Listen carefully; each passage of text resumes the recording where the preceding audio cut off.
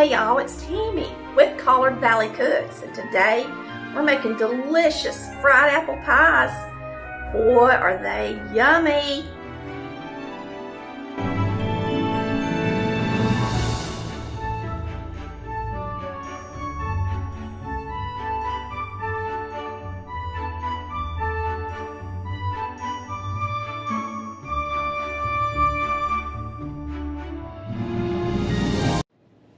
Alright, today we are making fried apple pies. Mama always used dried apples most of the time, but I got apples on sale today, buy one get one free for bags of them. So I'm going to be using some Gala apples. They're really good. They're sweet and they're tart. One of my very favorite apples to work with.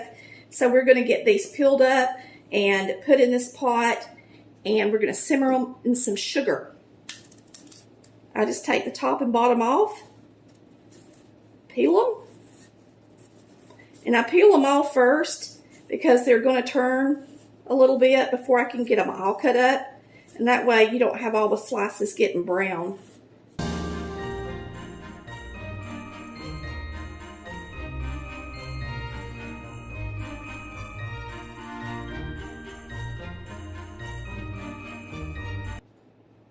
This apple is sweet and tart.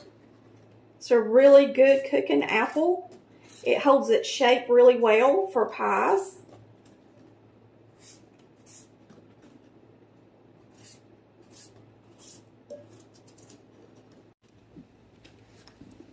Now we've got about 5 little apples in there, which is probably about, this is a half cup, about 3 cups maybe of apples. I'm going to get a different cup because I got that one juice on it. So I'm going to put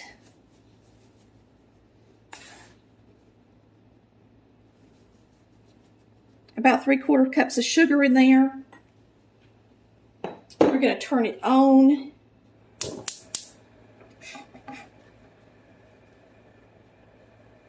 I'm going to add just a half a cup of water or so. A couple of tablespoons of butter.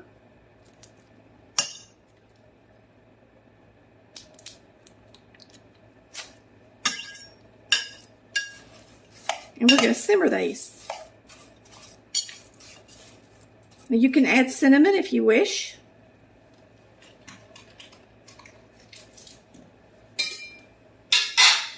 My mother never did. Her apple pies were just simple apple pies with nothing but butter, sugar, and apples, and that was it. So that's just how we ate them. But now I'm a spice person. I love nutmeg and I love all the pie spices. So I will put a few spices in my apples, but you do not have to. This is just pie spice.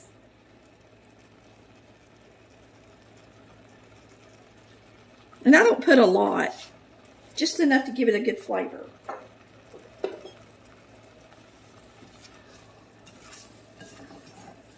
We're going to cook these until they're tender.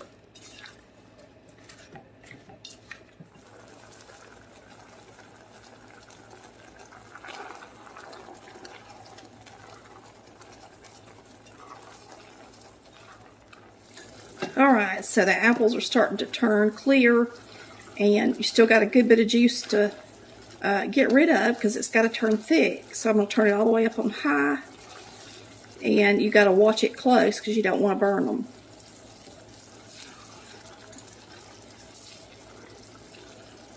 And you're going to cook it until the liquid in the bottom becomes like a syrup. Alright, now you have mostly apple. There's no syrup unless it's sticky. It's nice and sticky. The apples are sticky, so they're going to make really good fried pies. That's how they have to be so that they don't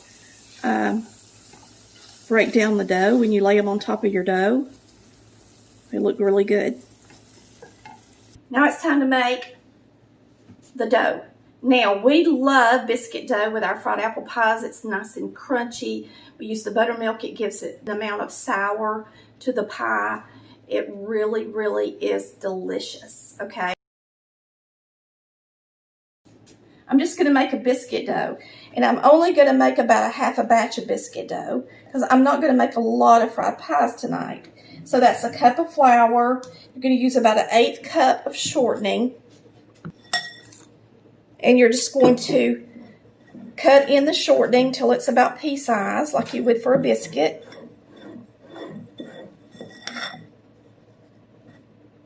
This is self-rising flour, so I don't have to add anything to it except the shortening and the buttermilk. It makes a really crunchy pie. And I've had people ask me, can you fry these in the oven? Of course you can, but I prefer them, of course, deep fried. All right, now we're going to add a little buttermilk to it.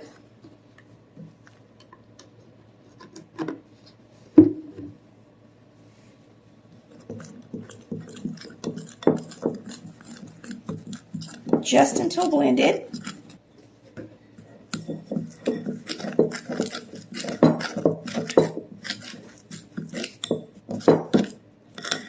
All right. Now you're going to get you a sifter. You're going to sift your surface. You're going to get your dough out on the surface.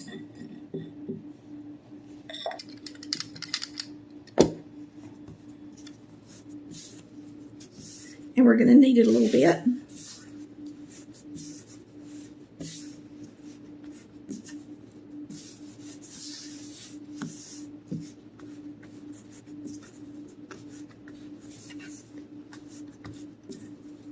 Okay. Don't think you got to, buy a special tool to make a fried pie. I've had several people send me these things that crimp the pie for you, and there's really no need in having a gadget to do that when you can just do it. I mean, the hardest part is making the dough and rolling it out, not crimping the pie edges. So if you can do this part, you can do the other part just as easy. And the dough does need to have some pretty good elasticity to it, or it's just going to tear into pieces when you try to make the pie. So make sure you can kind of pick it up like that. And you need to roll it out as thin as you can, or they'll be really thick. All right, so I just take the bottom of my sifter and I cut out circles.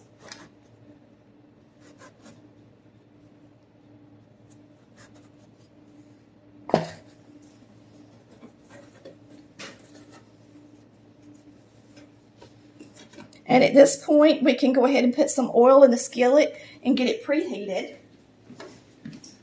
so that we're not sitting around on it, waiting on it to get hot. I'm going to go ahead and turn it on high. I use oil and butter when I fry my pies. We're going to go ahead and put in about a 1/4 inch at least of oil. Probably about a 1/2 inch of oil. And then you're going to use a 1/2 stick of butter as well. Just go ahead and cut out all of them after I've already rolled them, just to make them a little bit bigger to work with and to make sure that they're not too thick.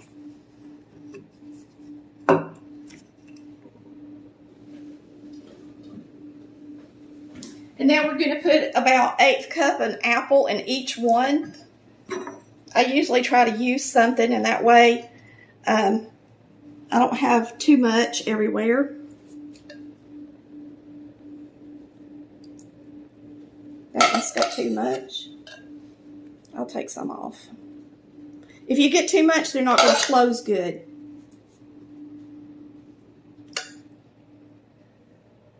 If you don't use all your apples in your pies, eat them with some biscuits in the morning, the next day, or just fry up some the next day. You can always mix up some more biscuit dough. I have done that, like cook a bunch of apples at one time and then put them in the refrigerator. They'll stay in there good for several weeks.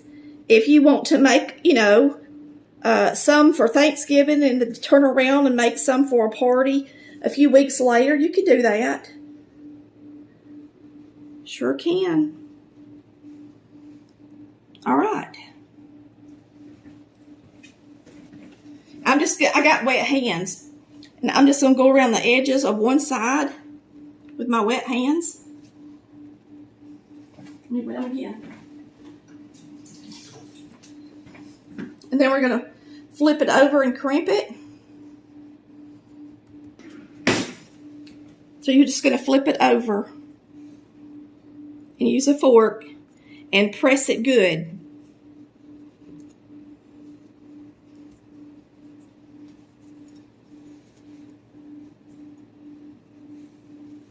Do a good job pressing it down, because if you don't, it'll open up. Try not to go all the way through and cut it in half, but press it good. And this is the part that people want to buy something to do for them. And this is not hard to do. So if you can roll it out and make the pie, you can definitely do this part.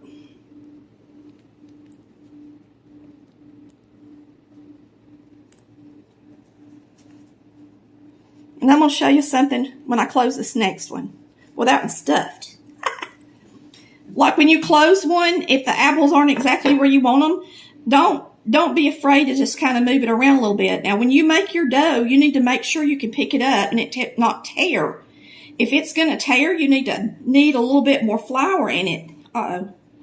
Because if you don't get it nice and stiff, then your pies are going to fall to pieces. It don't need to be hard as a rock, but it needs to be stiff enough like a dumpling. Melt this butter in here.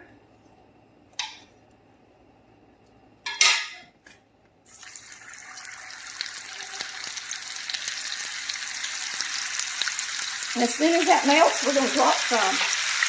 I usually drop 3 at a time, this size.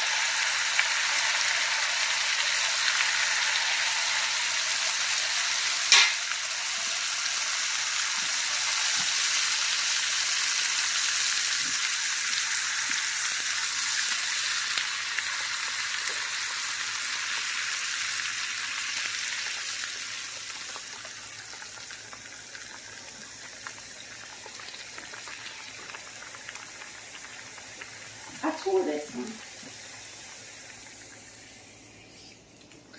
I brushed my hand over that one and tore it, and this one's got a little hole in it too. It's hard to make all of them look perfect. Even I can't do it. They're going to taste perfect. That's all that matters, right?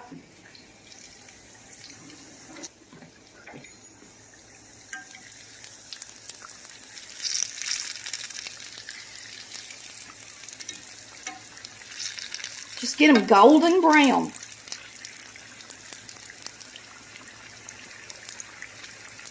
And you can kind of pick them up and look. You don't want them to get too brown. And you can turn your oil down a little bit once you start them if you need to, because you want your biscuit to get done. I think these are ready. So I've got a pan lined with parchment over here.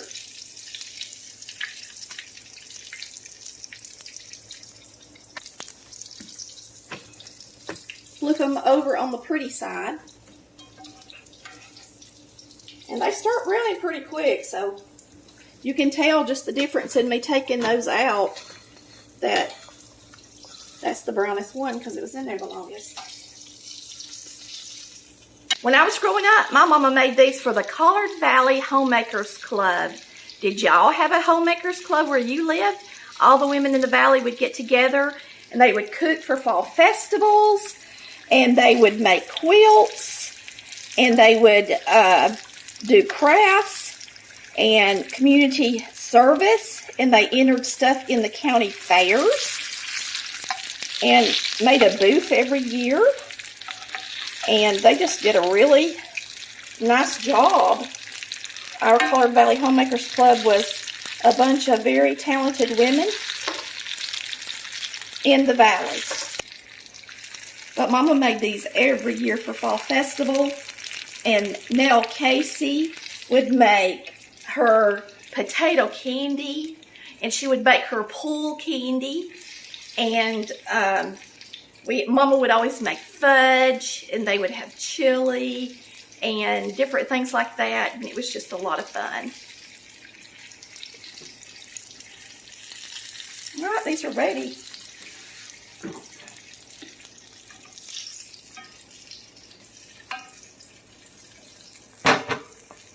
I had to hurry to get these out. They're brown. Nice and toasted.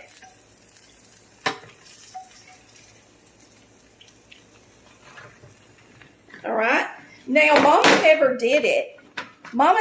But I like to sprinkle mine with cinnamon sugar. I'm going to leave these unsprinkled on this side, but I'm going to sprinkle all of these that are really hot with cinnamon sugar because that's how I like them. And that way, we'll have them both ways. But you got to sprinkle them while they're hot or it won't stay on there and be good.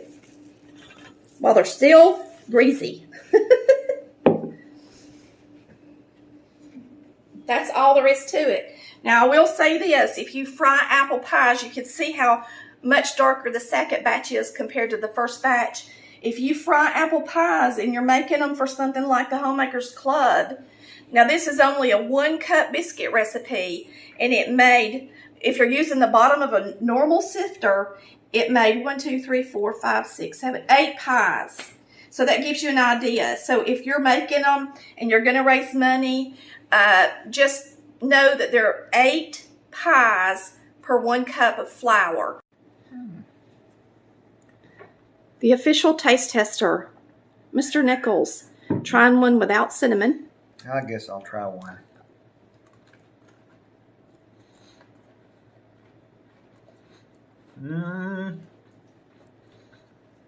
Men love fried pies. That's good. But cinnamon and sugar is better.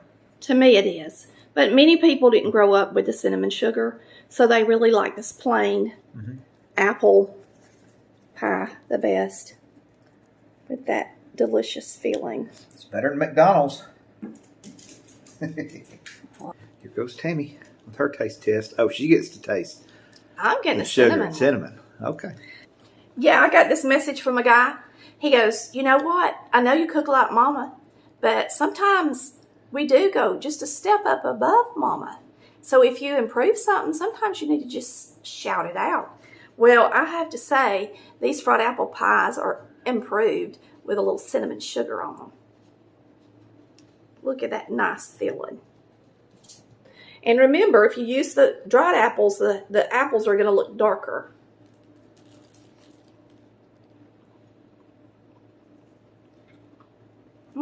You can't get a better dessert, period. That's so good, ain't it? Mm-hmm. The best. It reminds me of being a kid when Mama would always make these in the fall for the festival. Yummy.